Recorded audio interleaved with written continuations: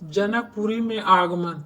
दूसरे दिन ऋषि विश्वामित्र ने अपनी मंडली के साथ प्रातःकाल ही जनकपुरी के लिए प्रस्थान किया। चलते चलते वे विशाला नगरी में पहुंचे। इस वह नगरी में सुंदर मंदिर और विशाल अट्टालिकाएं सौभाग्यवान हो रही थी। वहां की बड़ी बड़ी दुकानें अमूल्य आभूषणों को धारण किए हुए स्त्री पुरुष आदि नगर की संपन्नता का परिचय दे रहे थे। चौड़ी चौड़ी और साफ सुथरी सड़कों को देखकर ज्ञात होता था कि नगर के रख रखाव और व्यवस्था बहुत ही सुंदर और प्रशंसनीय थी। विशाला नगरी को पार करके वे सभी मिथिलापुरी पहुंचे। उन्होंने देखा कि नगर के बाहर सूरम्य प्रदेश में एक मनोहर यज्ञशाला का निर्माण किया गया था और वहां पर विभिन्न प्रांतों से आए हुए वेद पाठी ब्राह्मण मधुर ध्वनि में वेद मंत्रों का स्वर का पाठ कर रहे थे। सौभाग्य युक्त यज्ञ मंडल अत्यंत आकर्षक था, जिसे देखकर राम ने कहा, हे गुरुदेव, इस यज्ञशाला की छटा मेरे मन को मोह रही है और विद्वान ब्राह्मणों के आनंददायक मंत्रोच्चार को सुनकर मैं पुलकित हो रहा हूँ।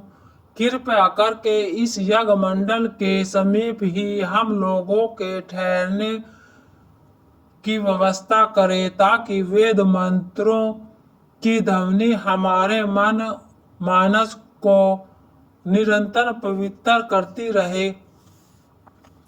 जब राजा जनक को सूचना मिली कि ऋषि विश्वामित्र अपने शिष्यों तथा अन्य ऋषि मुनियों के साथ जनकपुरी में पधारे हैं, तो उनके दर्शन के लिए वे राजपुरोहित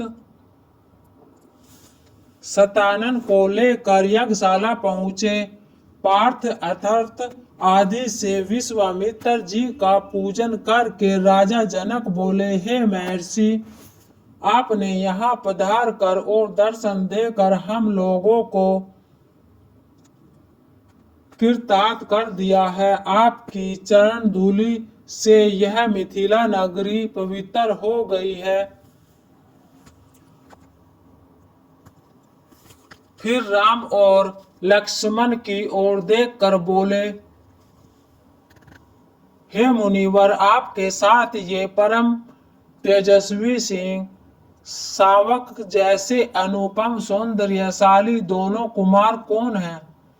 इनकी वीरतापूर्ण आकृति देख कर प्रतीत होता है मानो ये किसी राजकुल के दीपक हैं। ऐसे सुंदर सुदर्शन कुमारों की उपस्थिति से यह यज्ञशाला वैसी ही सौभाग्य युक्त हो गई है, जैसे प्रातः काल भगवान भुवन भास्कर के उदय होने पर प्राचीन दिशा सौंदर्य से परिपूर्ण हो जाती है। कृपया करके अवगत कराइए कि ये कौन है, कहाँ से आए हैं, इनके पिता और कुल का नाम क्या है। इस पर ऋषि विश्वामित्र ने राजा जनक से कहा, हे राजन, ये दोनों बालक वास्तव में राजकुमार हैं। ये अयोध्या नरेश सूर्यवंशी राजा दशरथ के पुत्र रामचंद्र और लक्ष्मण हैं। ये दोनों बड़े वीर और पराक्रमी हैं। इन्होंने सुबाहु ताड़का आदि के साथ घोर युद्ध करके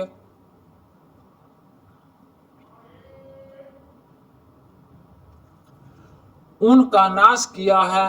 मारीच जैसे महाबली राक्षस को तो राम ने एक ही बाण से 100 योजन दूर समुद्र में फेंक दिया। अपने यज्ञ की रक्षा के लिए मैं इन्हें अयोध्यापति राजा दशरथ से मांग कर लाया था। मैंने इन्हें नाना प्रकार के अस्त्र शस्त्रों की शिक्षा प्रदान की है। इनके प्रयत्नों से मेरा यज्ञ निवेदन तथा सफलता पूर्वक संपन्न हो गया। अपने उदय व्यवहार, निर्मता एवं सौहार्द से इन्होंने आश्रम में रहने वाले समस्त ऋषि मुनियों का मन मोह लिया है। आपके इस महान धनुष यज्ञ का उत्सव दिखाने के लिए मैं इन्हें यहाँ लाया हूँ। इस बात को सुनकर राजा जनक बहुत प्रसन्न हुए और उन सब के ठहरने के लिए तुरंत व्यवस्था कर दिया। यह आपको अच्छे लगे तो लाइक करें, सब्सक्राइब करें। जय श्री राम।